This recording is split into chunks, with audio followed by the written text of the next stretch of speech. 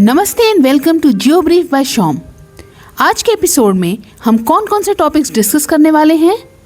शहबाज शरीफ और नेतन्याहू की UNGA speech, Ladakh protests, अग्नि मिसाइल, अमेरिका और टर्की के संबंध एक्सेट्रा। तो चलिए सबसे पहले शहबाज शरीफ की यूएनजीए स्पीच से शुरुआत करते हैं। यूनाइटेड नेशंस में पाकिस्तान के प्रधानमंत्री शहबाज शरीफ ने अपने झूठे जीत के दावों को फिर से दोहराया।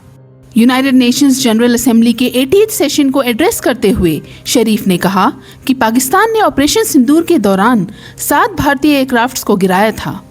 बिना किसी एविडेंस के यूएन में खड़े होकर शरीफ ने इस प्रकार झूठ बोला और युद्ध में जीत क्लेम करने की कोशिश की। एरियल कॉम्बैट में पाकिस्तान को सुपीरियर दिखाने की कोशिश की। पहलगाम में टेररिस्ट अटैक करवाने को टोटली ओवरलुक करते हुए शरीफ ने भारत के रिटेलिएशन को अग्रेशन बताया और युद्ध में हारे पाकिस्तान को एक रेजिलिएंट डिफेंडर की तरह पोजीशन किया। भारत और अमेरिका के बीच टेंशन्स का फायदा उठाकर पाकिस्तानी पीएम ने ट्रंप की तारीफ करने में भी कोई कसर नहीं छोड़ी। ट्रंप के भारत और पाकिस्तान के बीच सीजफायर करवाने के फॉल्स क्लेम्स को दोहराया। ट्रंप को मैन ऑफ पीस कहा और पाकिस्तान द्वारा उन्हें नोबेल पीस प्राइज के लिए नॉमिनेट करने का अनाउंसमेंट किया। एक और जहां भारत ट्रंप की बुलिंग के आगे नहीं झुक रहा है और ट्रंप के ड्रामा को इग्नोर कर रहा है, वहीं पाकिस्तान ट्रंप की चरण वंदना करने में कोई कसर नहीं छोड़ रहा है। ये पाकिस्तान की सेल्फ रिस्पेक्ट के बारे में सब कुछ उजागर कर देता है। आगे पाकिस्तान के क्रॉस बॉर्डर टेररिज्म को सपोर्ट करने के कारण भारत ने जो इंडस वाटर ट्रीटी को सस्पेंड कर दिया है, उसको लेकर शरीफ ने यूएन में काफी रोना धोना मचाया। ये इलीगल है, भारत का ये unilateral attempt act of war है, अंतर्राष्ट्रीय कानून का उल्लंघन है इत्यादि। कुल मिलाकर पाकिस्तान ने खुद को विक्टिम, भारत को अग्रेसर और ट्रंप को शांतिदूत की तरह प्रोजेक्ट करने का प्रयास किया। ये तीनों ही दावे पूर्ण रूप से गलत हैं। पाकिस्तान विक्टिम नहीं बल्कि एक टेरर स्पॉन्सरिंग देश है। भारत अग्रेसर नहीं बल्कि नेशनल सिक्योरिटी डिफेंडर है और ट्रंप के क्लेम्स फॉल्स हैं। भारत क्लियर कर चुका है कि ऑपरेशन सिंदूर को पॉज करने में किसी भी थर्ड पार्टी का इन्वॉल्वमेंट नहीं था। जहां तक शहबाज शरीफ के जीत के दावों की बात है, तो वो तो भारत के द्वारा यूएन में ही ध्वस्त कर दिए गए। पाकिस्तान को मॉक करते हुए भारत ने कहा कि यदि अपने नष्ट हुए बेसिस पाकिस्तान को जीत की तरह लग रहे हैं, तो वो खुशी से इसका जश्न मना सकता है। भारत ने पाकिस्तान के इंडियन जेट्स को गिराने और ट्रंप के मीडिएशन के फॉल्स क्लेम्स को भी कैटेगोरिकली रिजेक्ट कर दिया और टेररिज्म के प्रति अपनी जीरो टॉलरेंस अप्रोच को दोहराया। इस प्रकार भारत ने यूएनजीए में पाकिस्तान को एक फिटिंग रिप्लाई दी। शहबाज शरीफ के बाद नेतन्याहू की स्पीच के बारे में भी बात कर लेते हैं। Israeli prime minister Benjamin Netanyahu ने यूएन में अपनी स्पीच के दौरान गाजा में अपने मिलिट्री एक्शंस को डिफेंड किया। उन्हें अग्रेशन के बजाय प्रीएम्प्टिव सेल्फ डिफेंस बताया। उन्होंने ईरान और उसके प्रॉक्सीज के द्वारा रीजन में पैदा होने वाले थ्रेट्स को हाईलाइट किया। नेतन्याहू अपने साथ एक बड़ा सा मैप लाए थे। उसमें Iran, Iraq, Syria, Lebanon, Gaza और यमन को लाल रंग से मार्क किया गया था। इन्हें नेतन्याहू ने कर्स कहकर संबोधित किया। ये वो रीजन्स हैं जहां पर ईरान के प्रॉक्सीज एक्टिव हैं। यमन में हूथीज, गाजा में हमास, लेबनान में हिजबुल्लाह और सीरिया और इराक में शिया मिलिशियास। नेतन्याहू ने अनअपोलोजेटिक ढंग से ईरान की एक्सेस ऑफ रेजिस्टेंस को ध्वस्त करने की बात की। स्पष्ट रूप से कहा कि इजराइल गाजा में हमास को पूरी तरह से समाप्त करने का काम खत्म करके रहेगा। आगे यूएन को बायस्ड बताया और सीजफायर की कॉल्स को रिजेक्ट कर दिया। ईरान को शार्पली क्रिटिसाइज करते हुए कहा कि किसी भी हाल में इस देश के न्यूक्लियर प्रोग्राम को डिस्ट्रॉय करना पड़ेगा। ये केवल इजराइल की नहीं बल्कि पूरी दुनिया की समस्या है। फर्दर नेतन्याहू ने इसी साल जून में 12 दिनों तक चले युद्ध में ईरान की मिसाइल स्टॉकपाइल्स को डिस्ट्रॉय करने की बात दोहराई। ईरान के ऊपर यूएन के सैंक्शंस को रीइंस्टेट करने की बात की और यूएस प्रेसिडेंट ट्रंप के बोल्ड और डिसाइसिव एक्शंस की तारीफ की। नेतन्याहू ने अपने सूट के ऊपर एक बड़ा सा क्यूआर कोड लगाया हुआ था, जिसे स्कैन करने पर एक वेबसाइट खुलेगी जिसमें हमास के अक्टूबर 7, 2023 के अटैक्स की वीडियोस और पिक्चर्स हैं। नेतन्याहू ने संपूर्ण विश्व को जिहादिस्ट टेररिज्म के अगेंस्ट यूनाइट होने के लिए कहा। अमेरिका, यूरोप और इजराइल के शेयर थ्रेट्स को हाईलाइट करने के लिए वो एक मल्टीपल चॉइस क्विज का प्लेकार्ड भी लाए थे, जिसके थ्रू वो ये कन्वे करना चाह रहे थे कि ईरान की टेरर एक्सेस एक यूनिवर्सल डेंजर है और इजराइल सबको प्रोटेक्ट करते हुए इससे लड़ रहा है। कुल मिलाकर इजरायली पीएम अपनी पूरी स्पीच में इसराइल के बढ़ते डिप्लोमेटिक आइसोलेशन के बीच इसराइल के लिए सपोर्ट रैली करने की कोशिश कर रहे थे। इसराइल का डिप्लोमेटिक आइसोलेशन खुलकर दिखाई दिया जब नेतन्याहू के स्पीच शुरू करने से पहले ही बहुत से देशों के डेलीगेट्स हॉल से उठकर चले गए। उन्होंने इसराइल के मिलिट्री एक्शंस के अगेंस्ट प्रोटेस्ट करने के लिए नेतन्याहू की स्पीच का मास बॉयकॉट किया। बहुत से देश पैलेस्टीन को मान्यता भी देते जा रहे हैं, बट चूंकि अमेरिका फर्मली इसराइल के साथ खड़ा है, इसलिए इसराइल को इन सब चीजों से बहुत ज्यादा फर्क नहीं पड़ रहा है। नेक्स्ट हम भारत की अग्नि प्राइम मिसाइल के ट्रेन लॉन्च को डिस्कस करेंगे। भारत ने अग्नि प्राइम मिसाइल का सफल परीक्षण किया है। Defence research and development organisation के द्वारा ये सफल लॉन्च कंडक्ट किया गया। सिक्योरिटी रीजंस की वजह से इस लॉन्च की लोकेशन डिस्क्लोज नहीं की गई है। जारी की गई वीडियो में एक अनडिस्क्लोज लोकेशन में एक रेल बेस्ड लॉन्चर दिखाई पड़ता है और इसी से अग्नि-P मिसाइल टेस्ट फायर की जाती है। ये रेल बेस्ड टेस्ट सक्सेसफुल रहा। अग्नि-P मिसाइल ने पिन पॉइंट एक्यूरेसी से अपने टारगेट को हिट किया। भारत ने रेल प्लेटफॉर्म्स के साथ मिसाइल को सफलतापूर्वक इंटीग्रेट करके अपनी क्षमता का प्रदर्शन किया। अब हम रशिया, चाइना, अमेरिका और नॉर्थ कोरिया की तरह रेलवेज के माध्यम से भी लॉन्ग रेंज बैलिस्टिक मिसाइल्स को क्विकली लॉन्च कर सकते हैं। ये भारत की क्रेडिबल डिफेंस कैपेबिलिटीज को स्ट्रेंथन करेगा। भारत ऑलरेडी अग्नि मिसाइल की न्यूक्लियर कैपेबल वेरिएंट को 2021 में टेस्ट कर चुका है। अब सोचिए, ट्रेन में कैनिस्टर्स हैं। कैनिस्टर के अंदर surface to surface ballistic missiles हैं जो न्यूक्लियर पेलोड को एनिमी टेरिटरी के 1000 से 2000 किलोमीटर अंदर डिलीवर कर सकती है। भारत ने ये क्षमता विकसित कर ली है। ये सक्सेसफुल ट्रेन बेस्ड लॉन्च हमारी न्यूक्लियर ट्राइड कैपेबिलिटी को और रोबस्ट बनाता है। एक indigenous all weather fire and forget system का होना जिसे रैपिडली डिप्लॉय किया जा सकता है, ये भारत की टैक्टिकल और स्ट्रेटेजिक स्ट्राइक्स को एनहांस करेगा।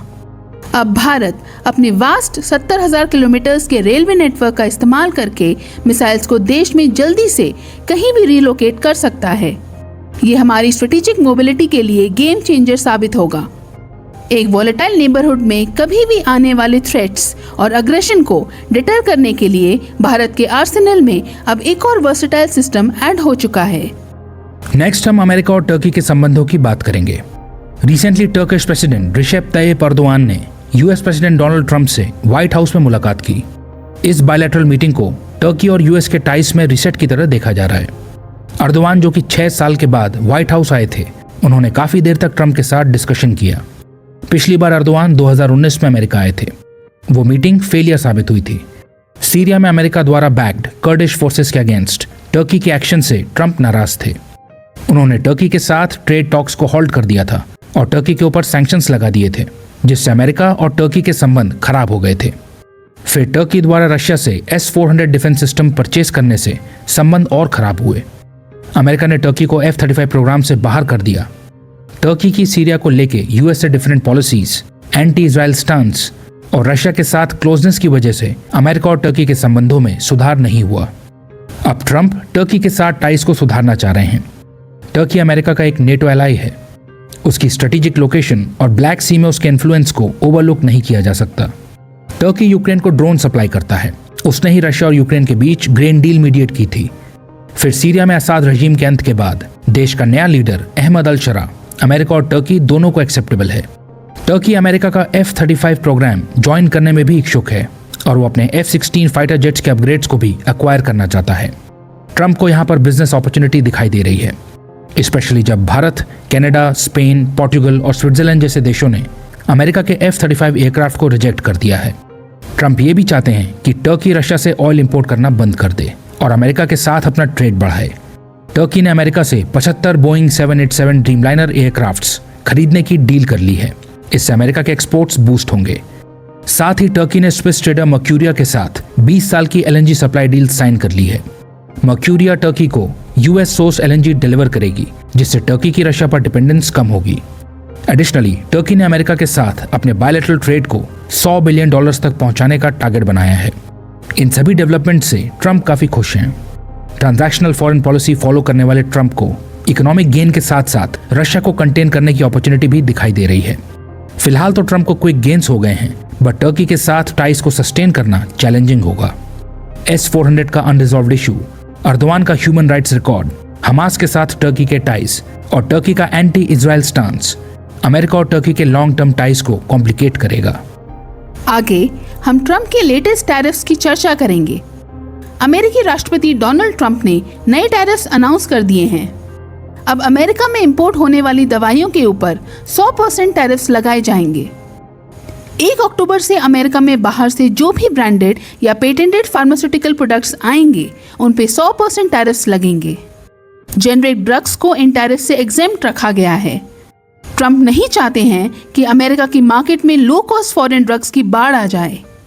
वो चाहते हैं कि दवाइयां अमेरिका में ही बने। इसलिए फॉरेन ड्रग्स को टैरिफ्स लगाकर अनकॉम्पिटिटिव बनाया जा रहा है। हम जानते हैं कि अपने अमेरिका फर्स्ट एजेंडा के तहत ट्रंप डोमेस्टिक मैन्युफैक्चरिंग को बूस्ट करना चाहते हैं और फॉरेन सप्लायर्स के ऊपर अपनी डिपेंडेंस को कम करना चाहते हैं।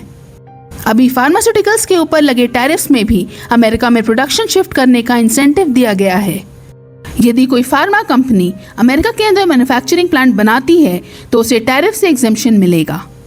साथ ही जिन देशों के साथ अमेरिका के ऑलरेडी एग्जिस्टिंग ट्रेड एग्रीमेंट्स हैं वो भी इन लेटेस्ट टैरिफ से बच जाएंगे। देशों के साथ ऑनगोइंग ट्रेड डील्स में कंसेशन प्राप्त करने के लिए ट्रंप विभिन्न सेक्टर्स में टैरिफ्स लगाकर आर्म ट्विस्टिंग कर रहे हैं। स्टील, ऑटो, फर्नीचर, फार्मास्यूटिकल्स जैसे सेक्टर्स ट्रंप के टैरिफ्स के शिकार हुए हैं।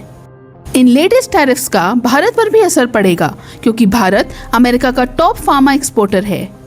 हालांकि ज्यादातर तो भारत अमेरिका को जेनरिक ड्रग सप्लाई करता है जो कि टैरिफ से एग्जेम्प्ट हैं, तो फिलहाल तो ट्रंप के फार्मा टैरिफ्स का भारत के ऊपर लिमिटेड इम्पैक्ट होगा। बट यदि अमेरिका और भारत की ट्रेड डील नहीं हो पाती है तो मैन्युफैक्चरिंग यूएस में शिफ्ट होने से लॉन्ग टर्म में भारत को इसके दुष्परिणाम झेलने होंगे। ट्रंप हर तरफ से भारत को टारगेट कर रहे हैं। गुड्स के ऊपर 50% टैरिफ्स, फिर H1B वीजा की फीस बढ़ाकर सर्विसेज और रेमिटेंसेस पर चोट, फिर चाबहार पोर्ट पर सैंक्शंस वेवर को कैंसिल कर देना और अब ये फार्मा टैरिफ्स। हालांकि खाली भारत को ही नुकसान नहीं होगा। शॉर्ट टर्म में अमेरिका भी अपने फार्मा टैरिफ्स के असर से बच नहीं पाएगा। अमेरिका में दवाइयां महंगी हो जाएंगी जिसकी कॉन्सिक्वेंसेस ट्रंप को आने वाले मिड टर्म इलेक्शंस में फेस करने पड़ सकते हैं। नेक्स्ट हम फिलीपींस यूथ प्रोटेस्ट को डिस्कस करेंगे। नेपाल की ही तरह फिलीपींस में भी यूथ प्रोटेस्ट देखने को मिले। मुद्दे वही हैं, लोग करप्शन से तंग आ चुके हैं। सोशल मीडिया पर पॉलिटिशियंस के बच्चों की लग्जूरियस लाइफस्टाइल्स देखकर लोगों में भारी आक्रोश है। Private jets, designer goods, top brands, ये तमाम डायनेस्टिक प्रिविलेजेस पब्लिक फंड्स की चोरी से आए हैं। एक तरफ एलीट लोगों के नेपो बेबीज बेशर्मी से अपनी एक्स्ट्रावेगेंट लाइफस्टाइल्स को फ्लॉन्ट करते फिरते हैं, वहीं आम जनता बेसिक फैसिलिटीज तक के लिए जूझ रही है। भारी इनइक्वालिटी है। बाढ़ रोकने के लिए जो सरकार को क्लाइमेट रेजिलेंट इंफ्रास्ट्रक्चर बनाना था उसमें मैसिव करप्शन हुआ। इससे मॉनसून सीजन में भीषण बाढ़ आई जिससे जान और माल का नुकसान हुआ। फ्लड कंट्रोल प्रोजेक्ट्स में हुए करप्शन को लेकर जबरदस्त आउटरीच देखने को मिला। जनता सड़कों पर उतर आई और पॉलिटिकल लीडर्स से अकाउंटेबिलिटी डिमांड करने लगी। हाउस स्पीकर समेत कुछ अन्य ऑफिशियल्स को रिजाइन करना पड़ा। कुछ जगहों पर तो प्रोटेस्ट्स वायलेंट भी हो गए, जिसके बाद राइट पुलिस को कार्रवाई करनी पड़ी। नेपाल के साथ इसके पैरेलल्स ड्रॉ किए जा रहे हैं। नेपाल में क्या हुआ था? Gen Z discontent, student agitations. Similar pattern Philippines में भी देखा गया। करप्शन और गवर्नमेंट मिसमैनेजमेंट से फ्रस्ट्रेटेड यूथ, भारी संख्या में मोबिलाइजेशन और फिर वायलेंस। अंतर यह है कि नेपाल में एक्सप्लिसिटली रेजीम चेंज की मांग की गई थी, जबकि फिलीपींस में सरकार को ओवरथ्रो करने के बजाय कॉन्ट्रैक्ट्स में रिफॉर्म्स और अकाउंटेबिलिटी फिक्स करने की मांग की गई। हालांकि दोनों ही केसेस में नेपो बेबीज द्वारा करप्शन से पाई गई लाइफस्टाइल का प्रदर्शन लोगों के गुस्से का कारण बना। फाइनली हम लद्दाख प्रोटेस्ट की चर्चा करेंगे। भारत के यूनियन टेरिटरी ऑफ लद्दाख में वायलेंट प्रोटेस्ट देखने को मिले। लद्दाख की ऑटोनॉमी की मांग को लेकर लोग सड़कों पर उतर आए। इन प्रोटेस्ट का फेस थे क्लाइमेट एक्टिविस्ट और educator mister Sonam Wangchuk. Wangchuk Ladakh for Ladakhis movement के की लीडर हैं।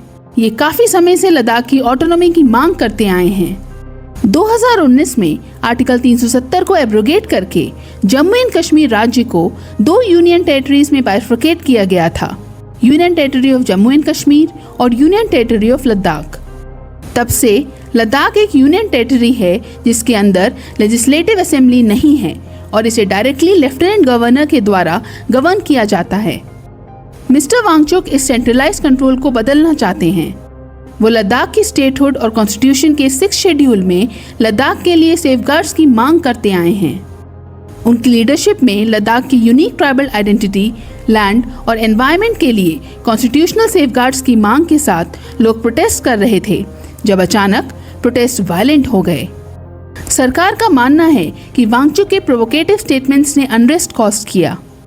आगे स्थिति और खराब ना हो, इसके लिए वांगचुक को नेशनल सिक्योरिटी एक्ट 1980 के तहत डिटेन कर लिया गया। इस प्रिवेंटिव डिटेंशन में उन्हें लद्दाख से हटाकर राजस्थान ले जाया गया है। चाइना के नज़दीक होने से रीजन में किसी भी प्रकार का unrest national security issues create कर सकता है। वैसे भी चाइना तेज गति से बॉर्डर के पास इंफ्रास्ट्रक्चर बना रहा है।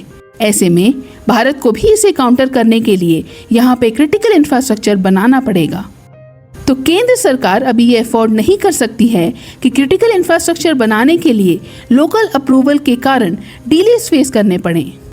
इसलिए इस जियोपॉलिटिकली सेंसिटिव रीजन में पोटेंशियल सिक्योरिटी रिस्क को देखते हुए केंद्र सरकार लोकल एडमिनिस्ट्रेशन को पार डिवॉल्व करके लद्दाख पर से अपनी पकड़ ढीली नहीं करना चाहती है।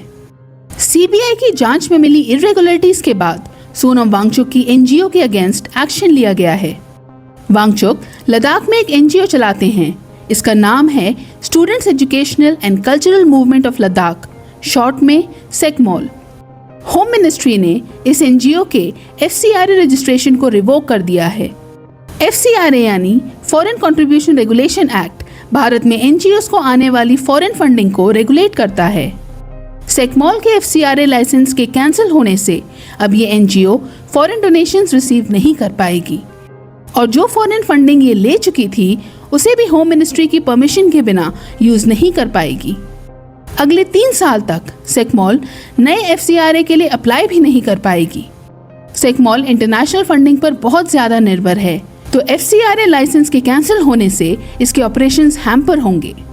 भारत सरकार का सोचना है कि ऐसा करके विदेशी ताकतों को एनजीओस को फंड करके भारत के इंटरनल अफेयर्स में हस्तक्षेप करने से रोका जाएगा। एक्सटर्नल पावर्स के द्वारा भारत की सोवेरेनिटी को अंडरमाइन करने से रोका जाएगा। फॉरेन फंड्स का इस्तेमाल करके भारत में अनरेस्ट फैलाने की कोशिशों को रोका जाएगा। पिछले साल ही 6000 से ज्यादा एनजीओस के एफसीआरए लाइसेंसेस कैंसिल किए गए थे। हालांकि वांगचुक के सपोर्टर्स का मानना है कि ये डिसेंट को साइलेंस करने का प्रयास है। यूनियन टेरिटरी ऑफ लद्दाख में इस वक्त काफी टेंस्ड माहौल बना हुआ है। इसी के साथ जियो ब्रीफ के इस एपिसोड का अंत होता है। आपके समय के लिए धन्यवाद।